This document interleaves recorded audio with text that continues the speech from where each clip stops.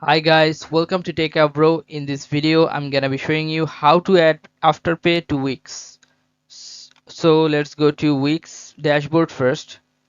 This is Wix dashboard. Now have to go to settings. Click on settings. Now scroll down and you'll find accept payments.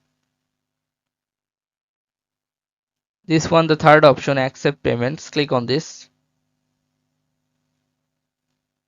Now you can see your business location. If it's not your current location, you can change it from here.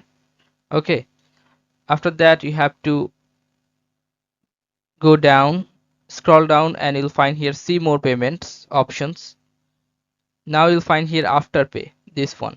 If you want to connect this one, click on connect, and here you'll find the instructions to make your after payment. Enter your Afterpay credentials from the below. You received the credentials from Afterpay when your account was improved. So scroll down, you have to put here your merchant ID, then secret key, then you have to connect your Afterpay from here. Okay, so this is how you can connect Afterpay to Wix. So guys, if you find this video helpful, then please give a thumbs up and don't forget to subscribe the channel. Thank you so much for watching the video.